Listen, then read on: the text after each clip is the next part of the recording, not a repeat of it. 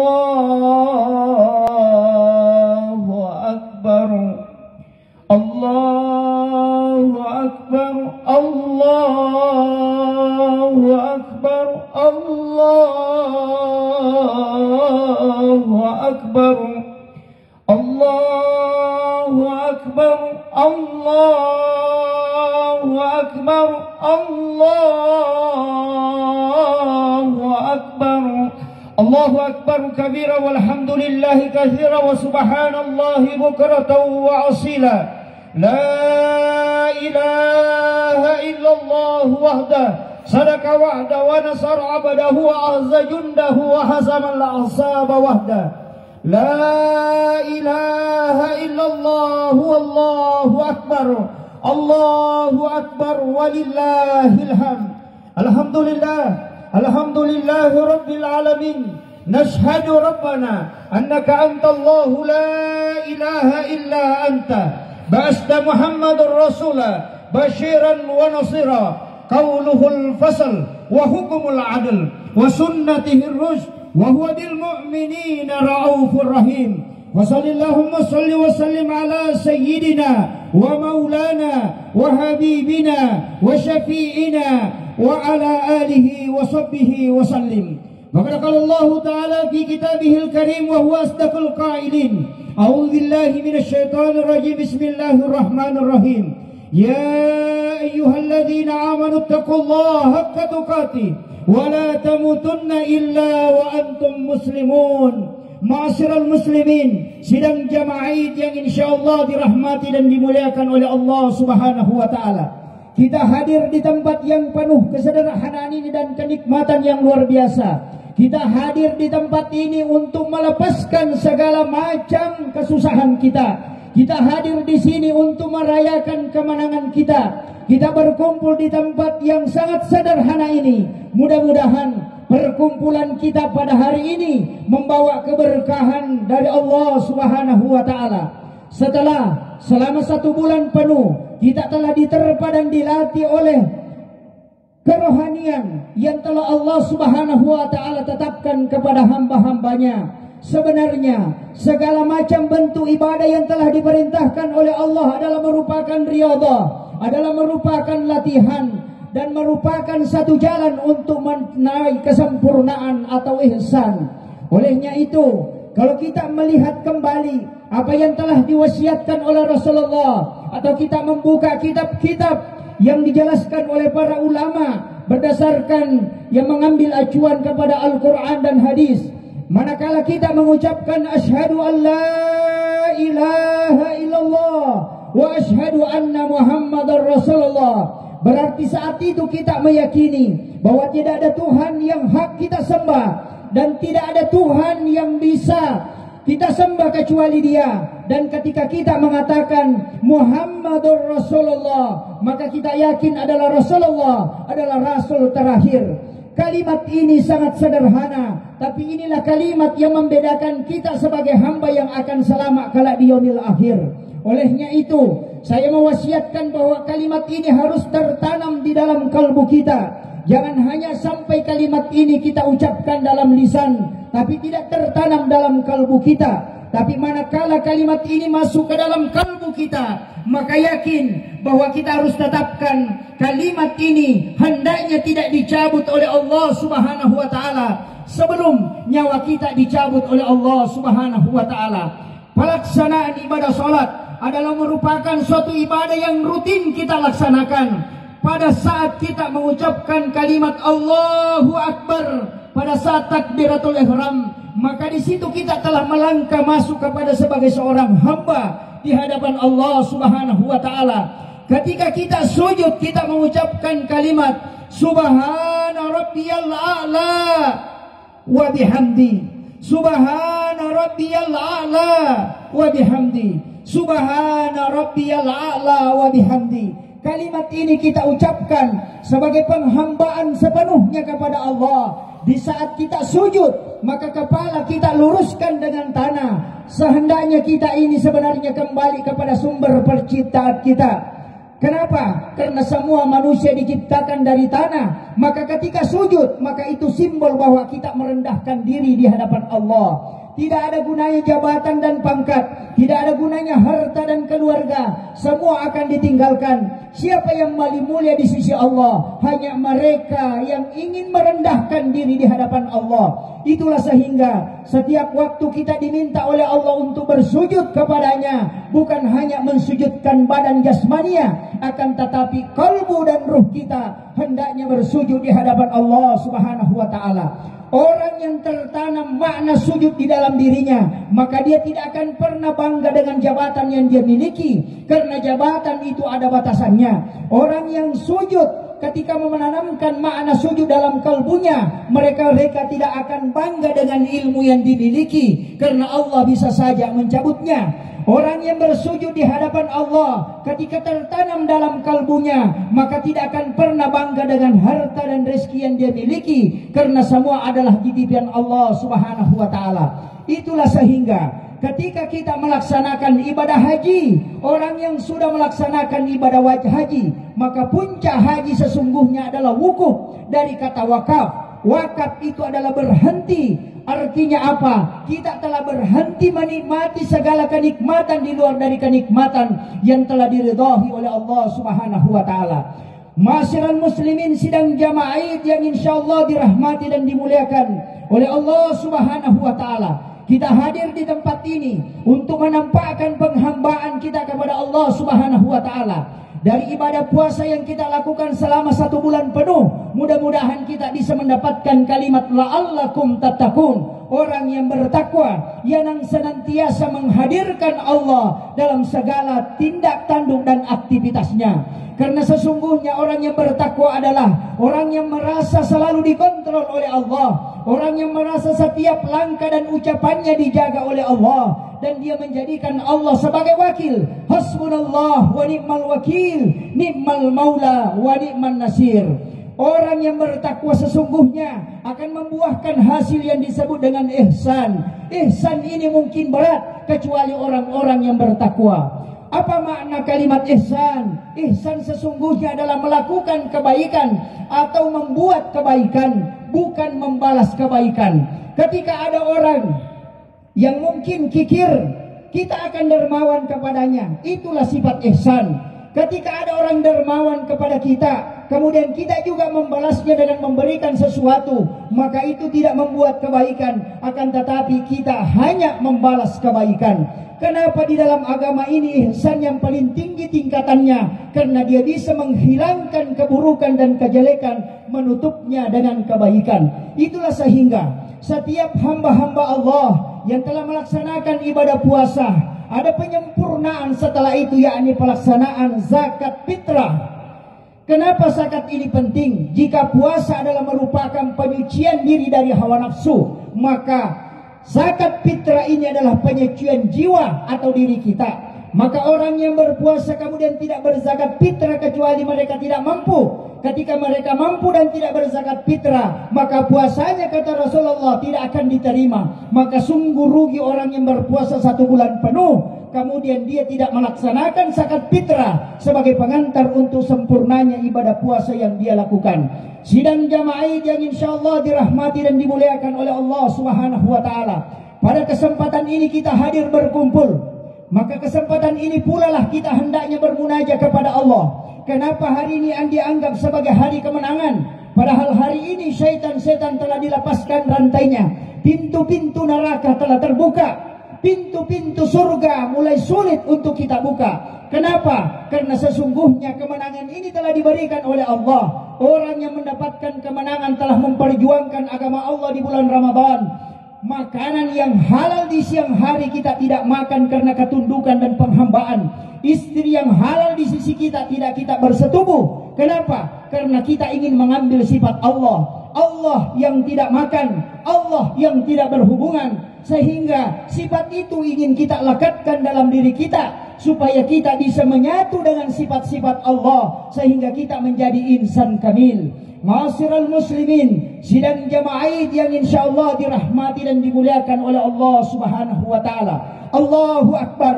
Allahu Akbar, Allahu Akbar, walillahilham. Kita hadir di tempat ini mungkin berlumuran dengan dosa. Mungkin ada yang berdosa dengan pasangannya atau berdosa dengan orang tuanya. Maka kesempatan ini mari kita memanfaatkan untuk bermuajahah kepada Allah Subhanahu wa taala. Kemenangan ini telah diberikan oleh Allah, tapi hendaknya kemenangan ini kita sempurnakan dengan bermunajah kepada Allah, supaya dosa-dosa kita telah digugurkan oleh Allah sebelum kita meninggalkan tempat ini. Kita berada di lapangan terbuka ini supaya wanita yang haid, yang tidak wajib untuk melaksanakan sholat, tetap hadir untuk merayakan kegembiraan ini. Kenapa? Karena di tempat inilah hendaknya kita memanfaatkan untuk bermunajah kepada Allah Subhanahu wa taala. Kalau keadaan seperti ini di bulan Ramadan, kalbu kita belum bisa luluh dari berbagai macam kemaksiatan yang pernah kita lakukan.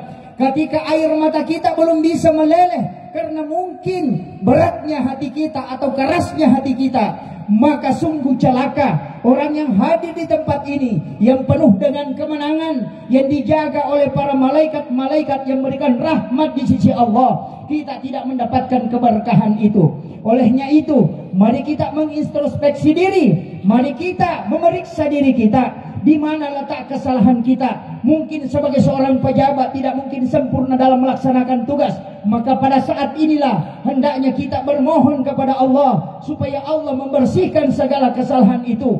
Mungkin kita sebagai seorang suami yang tidak sempurna dalam membimbing anak-anak dan istri kita, maka pada kesempatan ini minta petunjuk kepada Allah supaya dalam 1 tahun ke depan kita telah dimudahkan untuk membimbing keluarga kita. Atau seorang istri yang tidak mampu mengabdi sepenuhnya kepada suami, maka pada kesempatan ini sebelum kita meninggalkan tempat ini, mari kita bermunajah kepada Allah. Mudah-mudahan sebelum kita meninggalkan tempat ini, kita menjadi hamba-hamba yang seakan-akan seperti bayi yang keluar dari perut ibunya. Allahu Akbar, Allahu Akbar, Allahu Akbar, walillahilham. Sebenarnya segala ibadah yang telah diperintahkan oleh Allah Subhanahu wa taala itu tidak ada yang akan lari kepada Allah, hanya kepada kita. Kalau kita melihat latihan yang paling cepat adalah puasa, hanya 1 bulan kita bisa meraih la'allakum tattaqun, menjadi kelompok yang bertakwa kepada Allah Subhanahu wa taala. Kenapa? Karena ternyata puasa adalah pengendalian hawa nafsu. Olehnya itu, mudah-mudahan puasa Ramadan yang telah kita lakukan kelak menjadi syafaat, bukan hanya di yaumil akhir tetapi di alam kubur. Mudah-mudahan puasa Ramadan dan qiyamul Ramadan dan juga i'tikaf di bulan Ramadan dan ta'lil Quran yang kita baca dari ayat-ayat Allah itu bisa kelak menjadi syafaat di yaumil akhir. Sungguh sangat beruntung orang-orang yang telah mendapatkan kesempatan untuk beribadah di bulan Ramadan. Kalau kita belum dapatkan kesempatan sepenuhnya bulan ini, mungkin karena kesibukan kita atau iman kita yang belum ditancapkan dalam kalbu atau hidayah belum datang kepada kita, maka mari kita berdoa kepada Allah Subhanahu wa taala. Mudah-mudahan kesempatan ini kita berkumpul di tempat ini karena Rasulullah mengatakan, ketika umatku berkumpul dengan 40 jamaah, maka pasti salah satu di antara mereka ada wali Allah. Dan ketika dia mengangkat kedua tangannya dan bermunajah kepada Allah, maka pasti doanya diijabah oleh Allah Subhanahu wa taala. Kesempatan apa lagi yang akan kita cari kalau bukan memanfaatkan kesempatan seperti ini? Kita sudah melulurkan dosa-dosa kita dengan qiyamul Ramadan. Kita sudah melepaskan syahwat kita dengan saum Ramadan. Kita sudah melepaskan segala kepenatan hidup kita dengan melakukan ta'lil Quran atau membaca Al-Quran. Maka pada kesempatan ini mudah-mudahan kita bisa memanfaatkan menjadi hamba-hamba yang sempurna untuk penghambanya di hadapan Allah. Tapi ketahuilah, tantangan Ramadan tidak terlalu besar karena hanya satu yang kita lawan, yaitu hawa nafsu. Syaitan sudah diikat, tapi hari ini syaitan itu telah dilepaskan. Kenapa dilepaskan? Karena tantangan sekaranglah yang lebih berat. Kalau kita ingin melihat apakah puasa kita berhasil, bukan di Ramadan ini, bukan juga di 1 Syawal ini, akan tetapi tantangannya kita akan lihat 11 bulan ke depan. Ketika mampu kita tetap sujud di waktu sholat, datang ke masjid walaupun dalam keadaan bersusah payah, maka itulah tanda orang yang bertakwa. Tapi manakala kita hanya datang berjamaah ketika Ramadan, ketika Ramadan telah lewat kemudian kita juga meninggalkan, maka orang ini sebenarnya tidak mendapatkan kesempurnaan Ramadan. Allahu Akbar, Allahu Akbar, Allahu Akbar, walillahil hamd. Sidang jamaah Id yang insyaallah dirahmati dan dimuliakan oleh Allah Subhanahu wa taala. Kita pagi-pagi diuji oleh Allah dengan turunnya hujan, tapi mudah-mudahan hujan itu sebagai isyarat kepada kita bahwa Allah menurunkan berkah dari langit.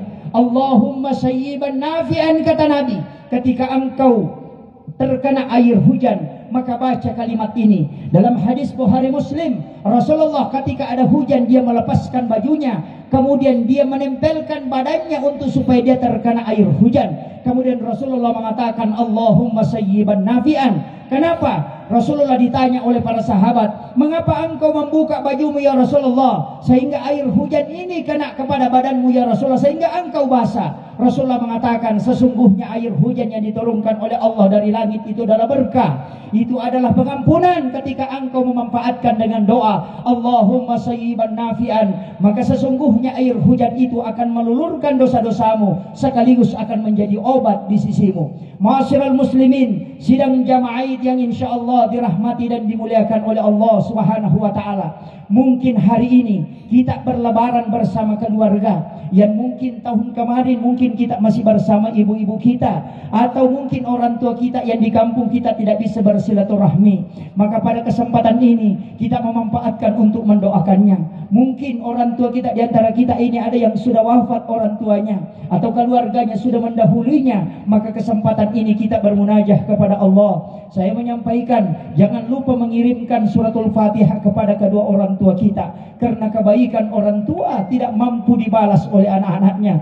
Walaupun kita membawanya sampai berbolak-balik melaksanakan ibadah haji ke Makkahul Mukarramah, tidak akan mampu kita membalas kebaikannya. Satu tetes air susu orang tua kita, kita tidak mampu membalasnya. Mungkin pada saat kita masih kecil, atau sebelum pergi ke rantauan ini, mungkin kita melupakan orang tua kita.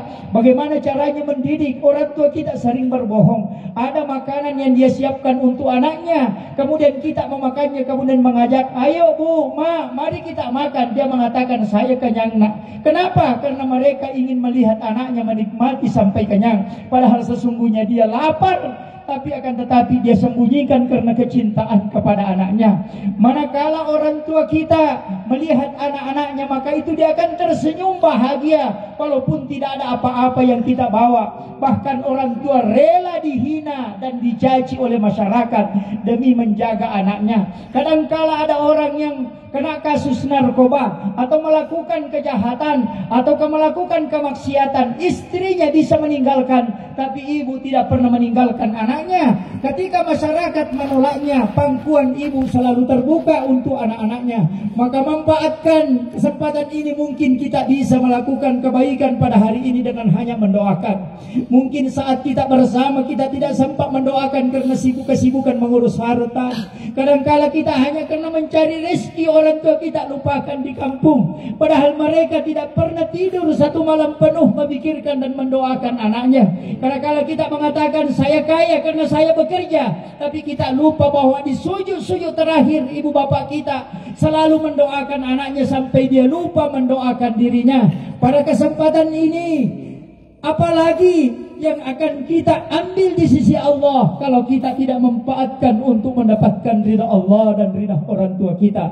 Makanya Rasulullah mengatakan, ridallahu bi ridal walidain wa suhtillahu bi suhtil walidain. Keridaan Allah ada pada keridaan kedua orang tua, tapi kemurkaan Allah ada pada kemurkaan kedua orang tua. Kalau selama ini kita belum sempat berbuat baik kepada kedua orang tua kemudian meninggal, maka kesempatan ini mari kita manfaatkan untuk bermunajah kepada Allah. Mudah-mudahan munajah kita diijabah sehingga kita bisa dikumpulkan kelak di yaumil akhir.